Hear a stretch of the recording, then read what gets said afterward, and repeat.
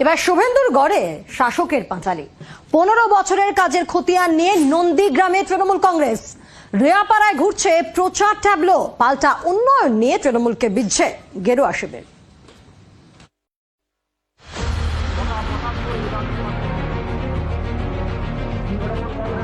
কয়েক মাস পরেই বিধানসভা ভোট, তার আগে 15 বছরের কাজের খতিয়ান বা রিপোর্ট কার্ড প্রকাশ করেছে তৃণমূল। নাম দিয়েছে উন্নয়নের পাঁচালী। ফিরিস্তি নিয়ে রাজ্য জুড়ে জোরদার প্রচারও শুরু করে দিয়েছে শাসক দল। জেলায় জেলায় ঘুরছে তাদের প্রচার ট্যাবলো। সেই ট্যাবলোই এবার পৌঁছলো পূর্ব মেদিনীপুরের নন্দীগ্রামে, যা বিরোধী দলনেতা শুভেন্দু অধিকারীর বিধানসভা কেন্দ্রে।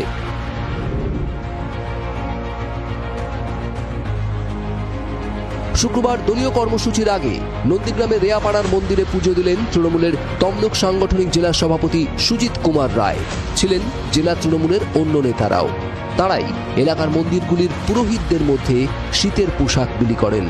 তারপর প্রচার ট্যাবলো নিয়ে পাড়ায় পাড়ায় বেরিয়ে পড়েন তৃণমূলের নেতা কর্মীরা। নন্দীগ্রাম বিধানসভা 276টা বুথে আমাদের যে 17খানা ট্যাবলো, উন্নয়নের বার্তা নিয়ে প্রত্যেকটা বুথে বুথে আমরা উন্নয়নের পাঁচালীর যে গান, সেই গান যেমন মানুষকে শোনাবো, উন্নয়নের 15 বছরের উন্নয়ন কি কি করা হয়েছে তার আমরা